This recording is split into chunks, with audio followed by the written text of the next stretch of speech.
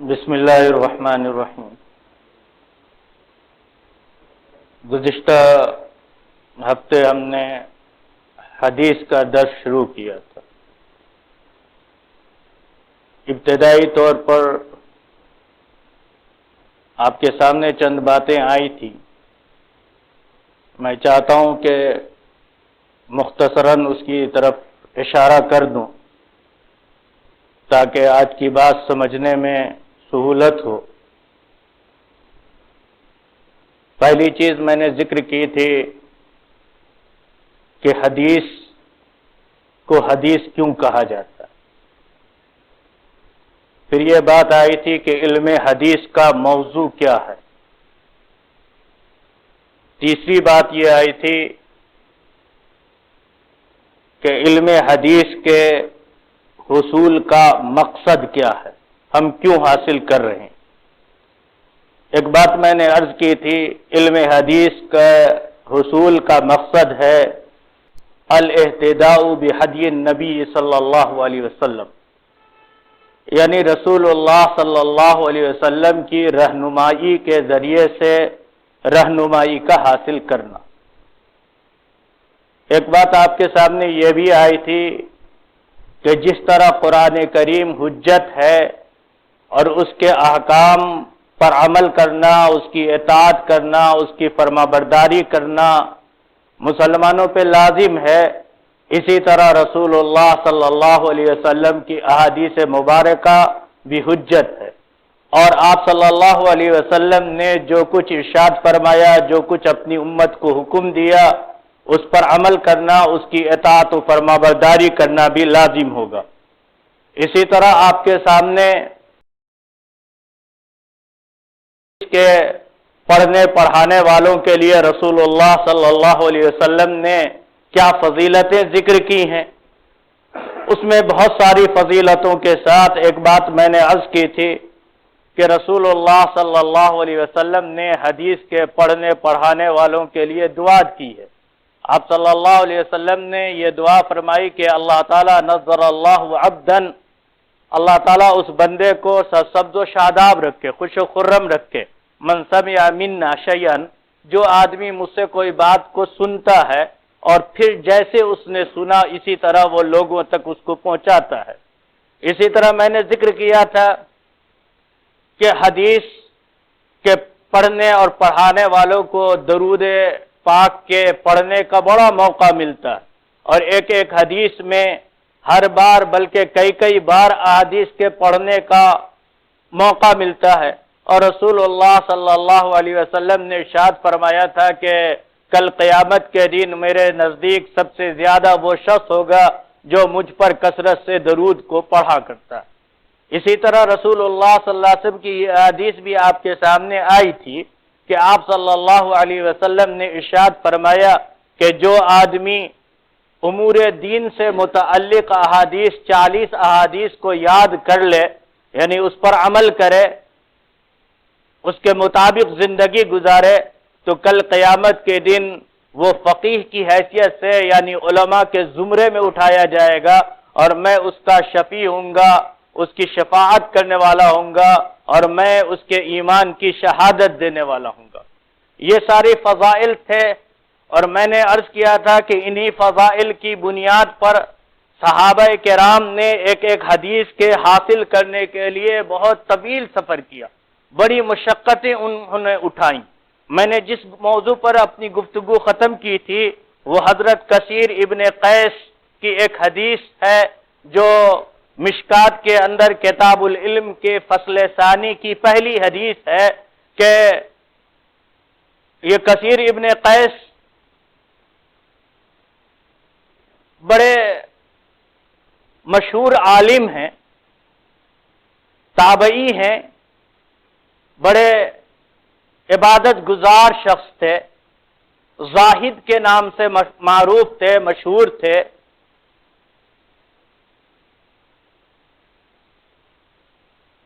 وہ ذکر کرتے ہیں قال كنت جالسا مع ابي الدرداء في مسجد دمشق، اب دیکھیے ایک ایک حدیث کے لیے صحابہ نے کیسی مشقت اٹھائی، تابعین نے کیسی مشقت اٹھائی، انہوں نے علم کے حصول کے لیے کیسی جد و جہد کی ہے۔ کثیر ابن قیس کہتے ہیں کہ کنت جالسا مع ابی الدرداء فی مسجد دمشق، میں حضرت ابو الدرداء صحابی رسول ہیں، حضرت ابو الدرداء، اور حضرت ابو الدرداء کے بارے میں یہ بھی جان لیجئے یہ حکیم الامت کہلاتے ہیں۔ حکیم الامت یعنی امت کے لیے جو اہم باتیں تھیں اور جس چیز کی ان کو شدید قسم کی ضرورت تھی انہوں نے اس طرح اصلاح کی۔ حضرت ابو الدرداء کی مجلس میں میں بیٹھا ہوا تھا، یہ کہتے ہیں کنت جالسا مع ابی الدرداء فی مسجد دمشق فجاء رجل، ایک شخص حضرت ابو الدرداء کی خدمت میں آیا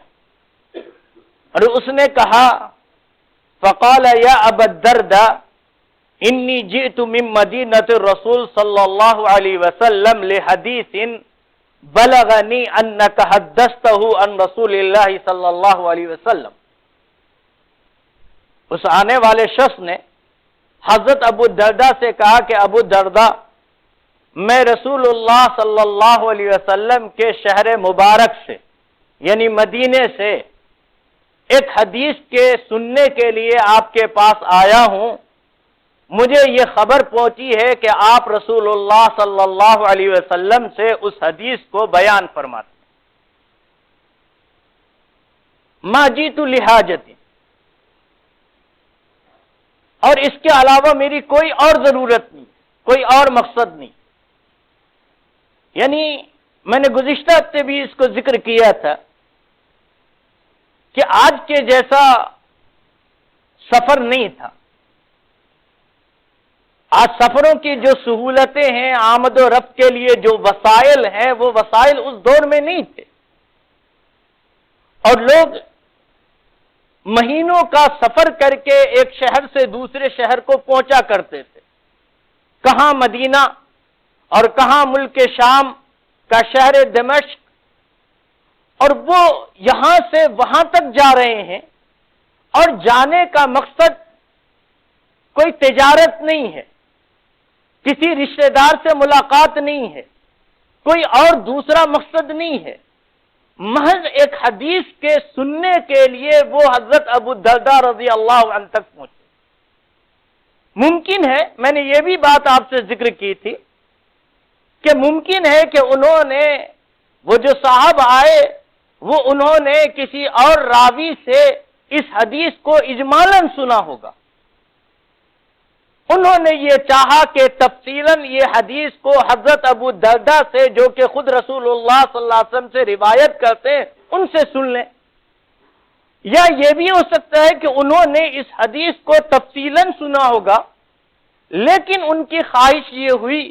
کہ چونکہ رسول اللہ صلی اللہ علیہ وسلم سے براہ راست حضرت ابو الدرداء اس حدیث کو بیان کرتے ہیں، تو کیوں نہ میں ان کے پاس جا کر علم حدیث کو حاصل کروں۔ آپ اندازہ لگائیے کہ کس قدر مشقت کے ساتھ حدیث کو حاصل کیا جا رہا،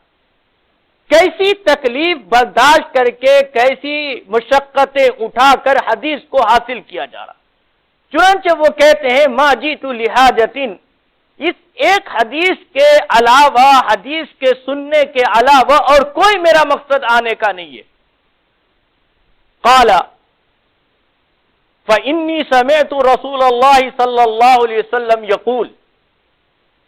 حضرت ابو الدرداء رضی اللہ عنہ نے جب اس شخص کی بات سنی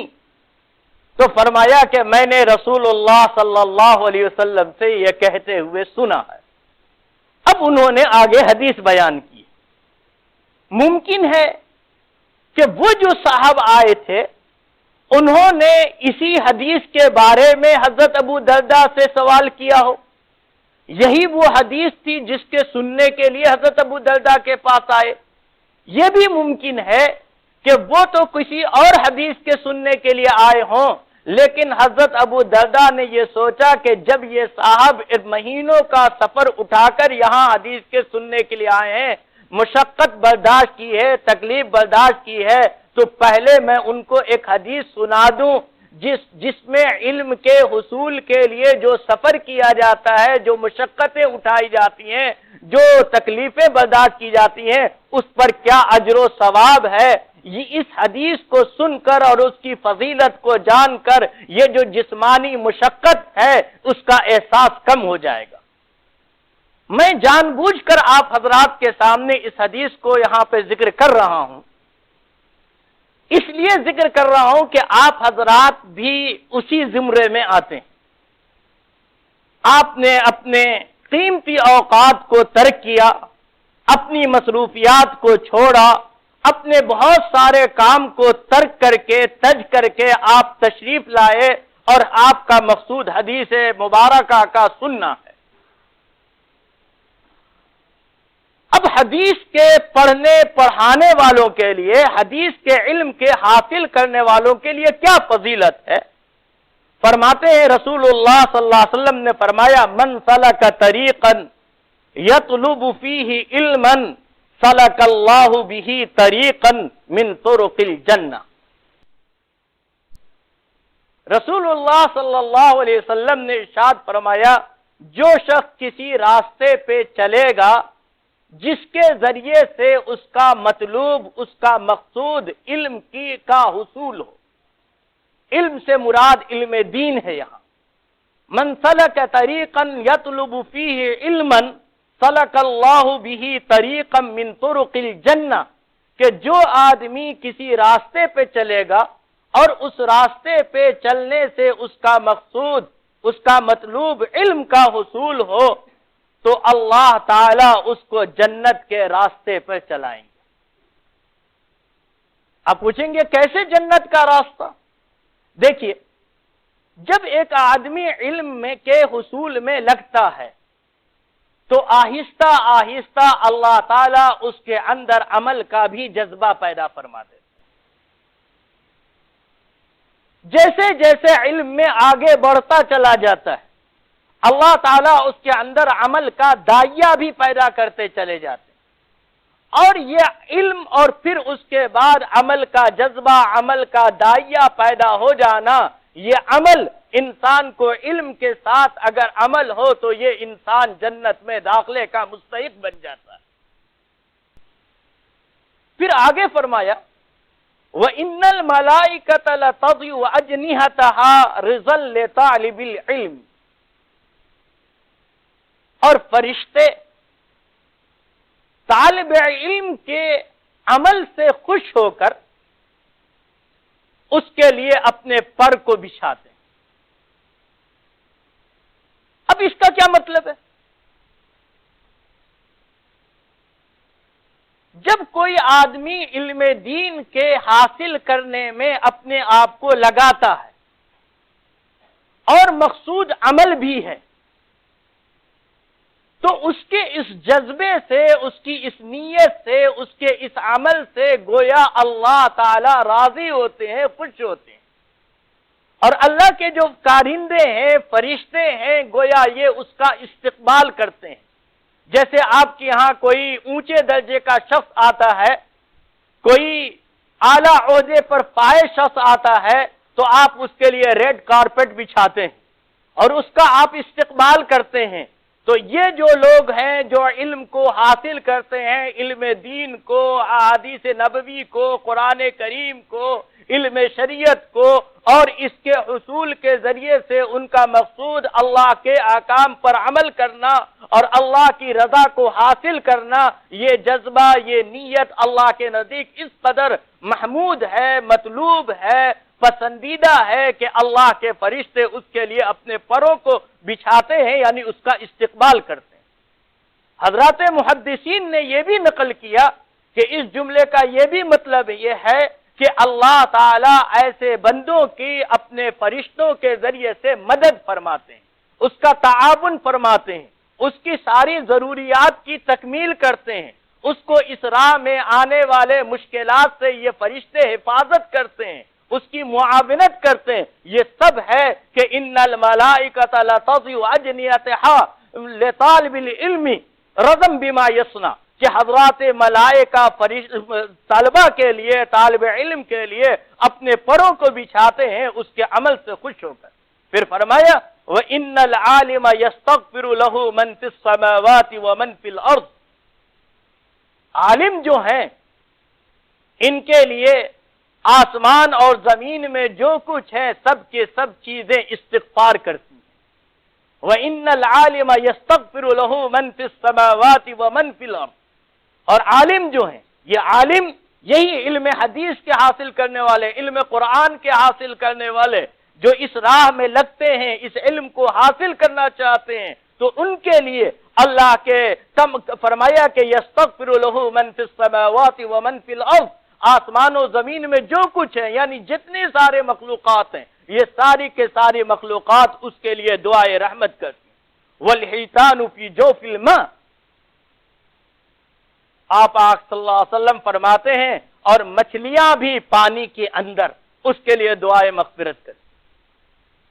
مچھلیاں بھی پانی کے اندر اس کے لیے دعائے مغفرت کرتی۔ ایک بات ذہن میں یہ آتی ہے کہ جب یہ فرمایا گیا کہ یستغفر له من فی السماوات ومن فی الارض، آسمان و زمین میں جو کچھ ہے سب اس کے لیے استغفار کرتے ہیں، تو مچھلی تو خود ہی داخل ہو گئی، تو پھر علیحدہ طور پر خاص طور پر اس کا کیوں ذکر کیا گیا؟ والحیتان فی جوف الماء، کہ مچھلیاں بھی پانی کے اندر اس کے لیے دعائے مغفرت کرتی ہیں، خاص طور پر اس کا ذکر کیوں کیا گیا؟ میں ایک بات عرض کرنا چاہتا ہوں، پانی تہذیب کی علامت ہے، پانی تہذیب کی علامت۔ آپ غور کیجئے گا سورہ کہف کا بھی جہاں ذکر آیا، سورہ کہف میں حضرت موسیٰ علیہ السلام علم کے حصول کے لیے جب تشریف لے جا رہے تھے تو راستے میں مچھلی پانی میں چلی گئی، وہاں بھی پانی اور مچھلی کا ذکر آ رہا ہے، اور یہاں بھی پانی اور مچھلی کا ذکر آ رہا ہے۔ میں نے ایک جملہ استعمال کیا کہ پانی تہذیب کی علامت ہے، اور پانی حیات جسمانی کے لیے جیسے ضروری ہے، علم اسی طرح حیات روحانی کے لیے ضروری ہے، یہ مناسبت ہے۔ اور پھر ایک بات اور میں عرض کروں کہ پانی کا مزاج مختلف ہوتا ہے،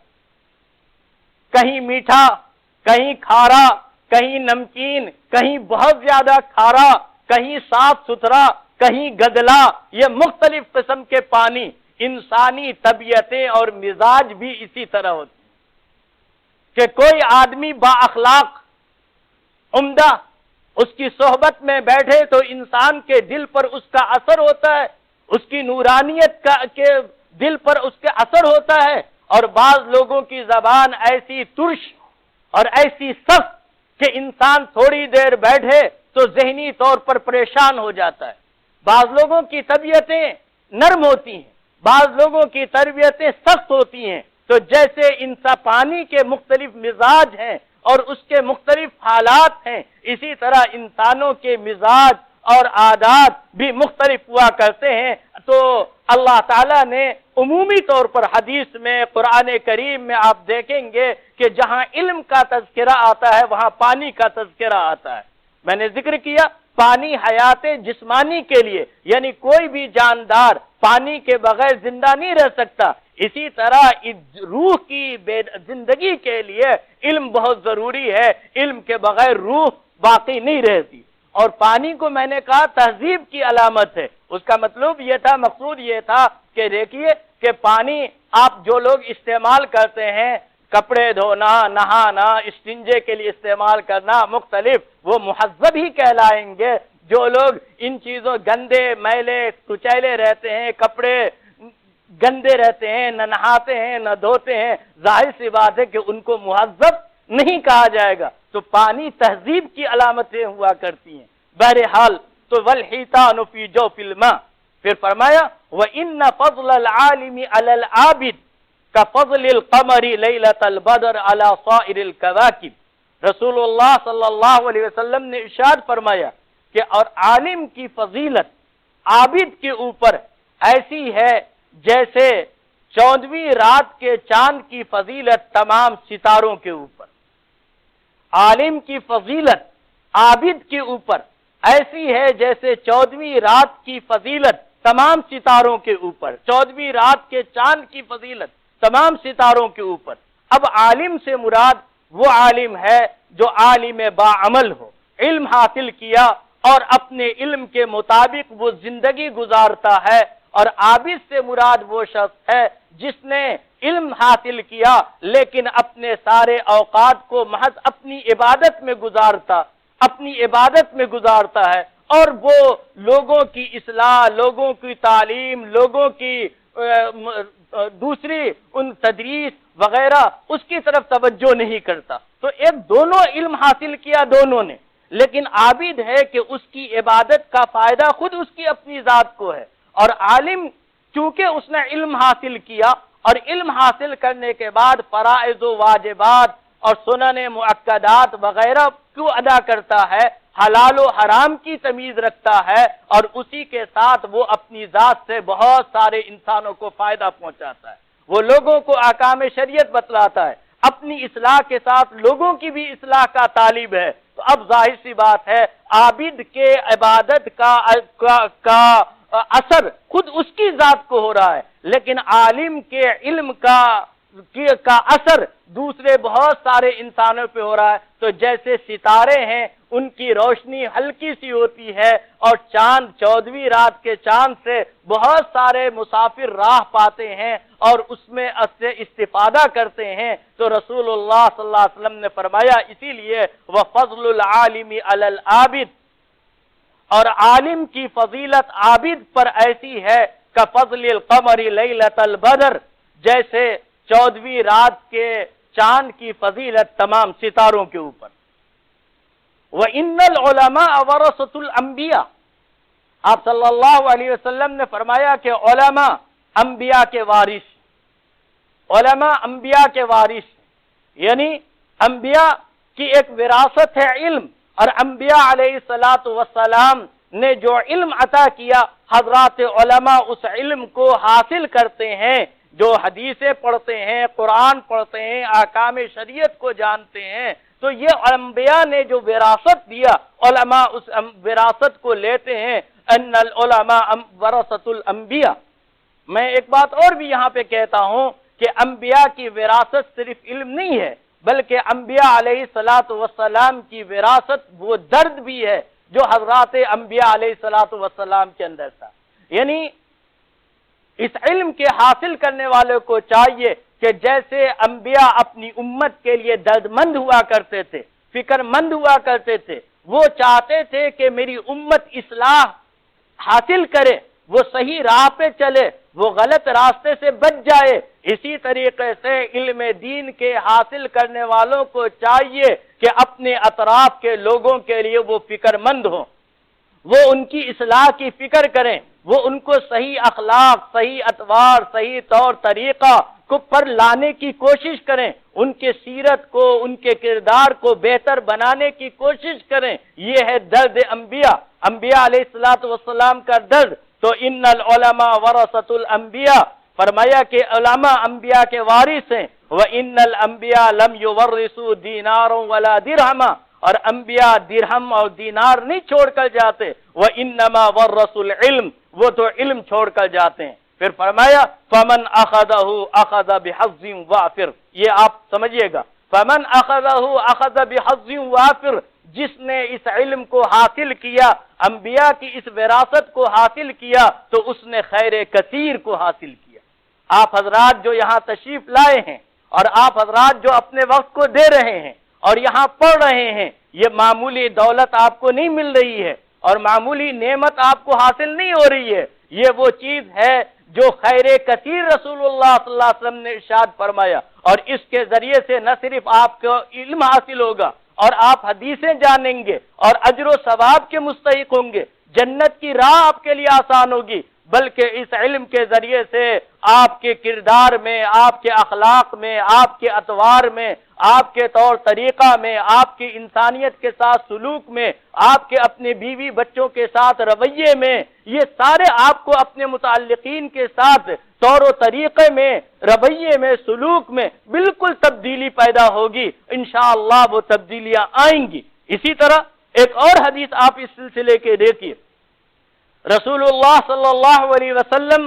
نے ارشاد فرمایا، یہ حضرت ابو ہریرہ سے روایت ہے، اور فرماتے ہیں رسول اللہ صلی اللہ علیہ وسلم نے ارشاد فرمایا، من نفس عن مؤمن کربۃ من کرب الدنیا نفس اللہ عنہ کربۃ من کرب یوم القیامہ۔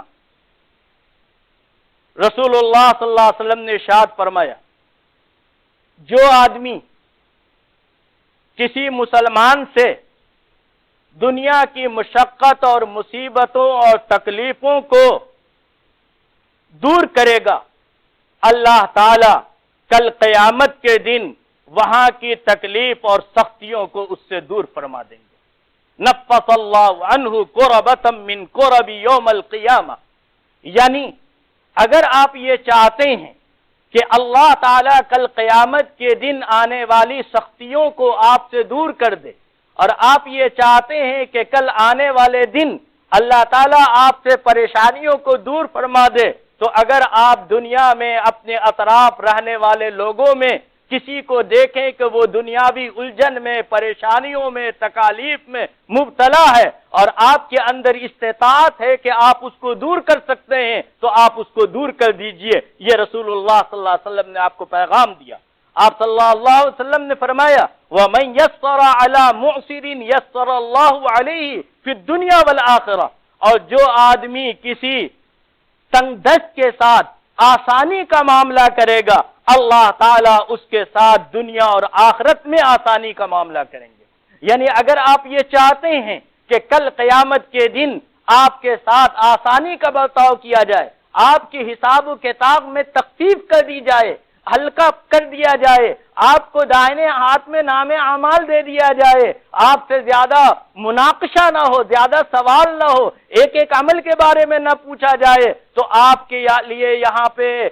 گنجائش ہے، اور آپ کے لیے یہاں پر یہ صورت ہے کہ اگر کوئی آدمی مقروض ہے، پریشان حال ہے، وہ آپ ہی کا قرضہ ہے، آپ اگر اس کو معاف کر سکتے ہیں تو معاف کر دیجئے، اور معاف نہیں کر سکتے ہیں بلکہ مہلت دے سکتے ہیں تو کم از کم مہلت دے دیجئے کہ وہ سہولت کے ساتھ آپ کو ادا کر سکے۔ اور آپ کا قرضہ نہیں ہے، کسی اور کا قرضہ ہے، اور آپ اس کا کچھ تعاون کر سکتے ہیں تو تعاون کر دیجئے۔ یہ ہے وَمَنْ يَسَّرَ عَلَى مُعْسِرٍ يَسَّرَ اللَّهُ عَلَيْهِ فِي الدُّنْيَا وَالْآخِرَةِ، جو آدمی کسی تنگ دست کے ساتھ آسانی کا معاملہ کرے گا، اللہ تعالیٰ اس شخص کے ساتھ دنیا میں بھی اور آخرت میں بھی آسانی کا معاملہ فرمائیں گے۔ پھر فرمایا وَمَنْ سَتَرَ مُسْلِمًا سَتَرَهُ اللَّهُ فِي الدُّنْيَا وَالْآخِرَةِ، اور جو کسی مسلمان کی پردہ پوشی کرے گا، اللہ تعالیٰ کل قیامت کے دن اللہ تعالیٰ دنیا میں بھی اور آخرت میں بھی اس کی پردہ پوشی فرمائیں گے۔ یعنی اگر یہ آپ چاہتے ہیں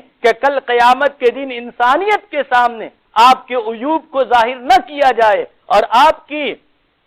جو نقائص ہے اس کو پوری مخلوق کے سامنے ظاہر نہ کیا جائے، تو اس دنیا میں اگر آپ کسی کے عیب سے واقف ہیں، کسی کے نقص سے واقف ہیں، کسی کی کوئی اخلاقی خامی سے آپ واقف ہو گئے، تو اس کو پردہ ڈال دیجئے، اس کو لوگوں کے سامنے بیان نہ کیجئے، اس کو ذلیل نہ کیجئے، اس کو رسوا نہ کیجئے۔ اگر آپ یہاں ان بری باتوں سے بچتے ہیں اور آپ حسن اخلاق کو اختیار کرتے ہیں، تو کل قیامت کے دن اللہ تعالیٰ آپ کے بھی عیوب کو پردہ ڈال دے گا، آپ کے بھی عیوب کو چھپا دے گا۔ پھر فرمایا واللہ عون العبد ما کان العبد فی عون اخیہ، فرمایا اور اللہ تعالیٰ اپنے بندے کی نصرت و حمایت اور اس کی مدد اس وقت تک کرتے رہتے ہیں جب تک کہ بندہ اپنے بھائی کی نصرت اور اس کی مدد کرتا رہتا ہے۔ واللہ فی عون العبد ما کان العبد فی عون اخیہ، اللہ تعالیٰ اپنے بندے کی نصرت اور حمایت اور مدد اس وقت تک کرتے رہتے ہیں جب تک کہ بندہ اپنے بھائی کی نصرت و مدد کرتا رہے۔ یعنی اگر آپ کو اللہ نے استطاعت دی اور آپ کسی کی مدد فرما دیں، اور یہ مدد مختلف ہوگی، یہ مدد مالی بھی ہوگی، یہ مدد اخلاقی بھی ہوگی، یہ مدد جسمانی بھی ہوگی، یہ مختلف قسم کی مدد ہے۔ اللہ نے جیسی استطاعت عطا فرمائی، اگر آپ اپنے بھائی کی مدد کرتے ہیں تو فرمایا کہ اللہ کی نصرت اور حمایت اس کو شامل حال ہوگی۔ یہ پھر فرماتے ہیں رسول اللہ صلی اللہ علیہ وسلم، میں نے اس حدیث کا انتخاب جس لفظ کے لیے کیا، آپ صلی اللہ علیہ وسلم نے فرمایا وَمَنْ سَلَكَ طَرِيقًا يَلْتَمِسُ فِيهِ عِلْمًا سَهَّلَ اللَّهُ بِهِ طَرِيقًا إِلَى الْجَنَّةِ، کہ جو آدمی کسی راستے پہ چلے اور اس راستے پر چلنے سے